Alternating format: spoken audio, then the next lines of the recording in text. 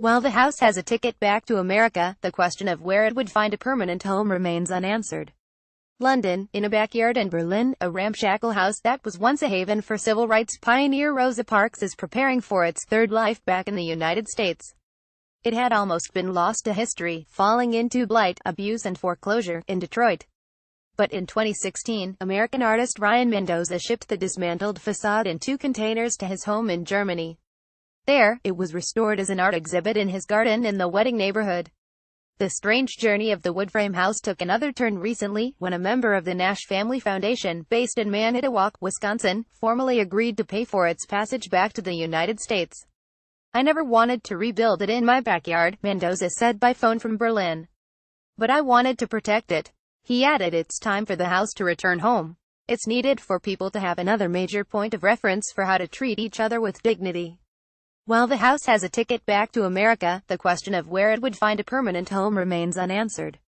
The hurdles seem huge, the logistics daunting, but calls and emails have gone out for help to institutions, including Brown University in Rhode Island, the Museum of Modern Art in New York, the Charles H. Wright Museum of African American History in Detroit, and the Brooklyn Museum, among others, Mendoza said.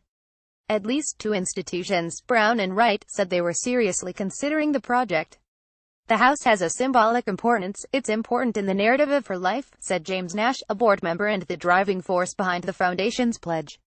"She suffered for a huge act of courage. It should be here, not in Berlin."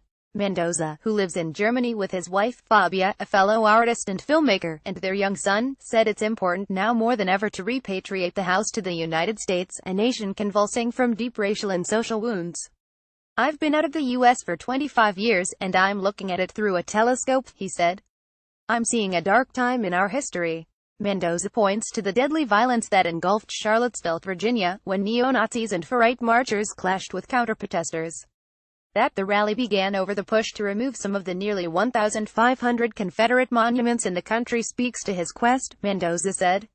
He said the house would be a necessary addition to the comparatively sparse number of monuments dedicated to the civil rights movement. Mendoza envisions a temporary exhibition at first. To him, the house is a totem of tolerance, embodying the woman who changed the world by saying no. In 1955, Parks refused to give up her bus seat to a white person in Montgomery, Alabama, sparking a seminal bus boycott. After she received death threats, Parks sought the safety of her brother's house at 2672 South Deacon Street, in Detroit, in 1957. She arrived homeless and penniless, her niece Rhea McCauley, who is nearly 70, recalled. She literally started her life over when she came to the city of Detroit. She was blacklisted. The 3-bedroom house cocooned a whopping 17 people at the time, McCauley said by phone from Detroit. Her aunt stayed there for 2 years, finding some measure of peace.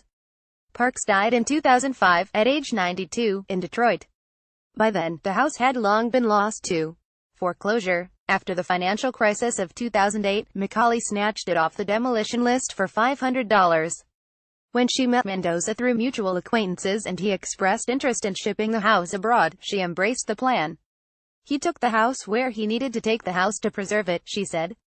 Since then, people like the German Vice-Chancellor, Sigmar Gabriel, and boxing champion George Foreman have made pilgrimages to see it. Ordinary Germans, too, have visited, pleased with the idea that their country is host to a symbol of the American civil rights era. Now, Mendoza is looking to America to reclaim the house. The linchpin of the plan fell into place once the Nash Foundation pledged about $45,000 for the trip back home. Nash said he had learned of the house's odyssey in an article by the New York Times and emailed Mendoza in June to ask how he could help. But where should the house spend its third life? Should this house go on the lawn of the White House for all time? Mendoza asked.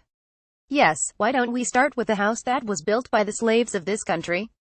Nash, a former professor of moral theology at the Catholic University of America in Washington, is partial to relocating it to the Capitol, where he lives. My dream is to have it at the new African American Museum in D.C., he said. Easier said than curated. Linda St. Thomas, chief spokeswoman for the Smithsonian Institution, of which the National Museum of African American History and Culture is a part, said by phone that Parks was already well represented at the Washington Museum and that it was unlikely the institution would host the house. The Parks home has caught the eye of the Center for the Study of Slavery and Justice at Brown. Anthony Bogues, the center's director, said by email Friday, "The house is of enormous symbolic importance, particularly in these times." In Germany, Nikolaus Bernau, an art and architectural critic and historian, has a different idea. He wrote an editorial in the Daily Berliner Zeitung in April arguing that it should be placed in the Humboldt Forum, a huge cultural and museum project in the heart of Berlin. "For America, it has no relevance," he said in an interview. "It's very clear, because nobody was interested in taking the house, even the National Museum of African American History and Culture." Juanita Moore, president and chief executive of the Wright Museum, is adamant. "The house belongs in Detroit. Rosa Parks is really held in high esteem here," she said. "The house represents her life in Detroit. As an actual artifact, it lends itself to the larger conversation about what we're dealing with racism in this country today."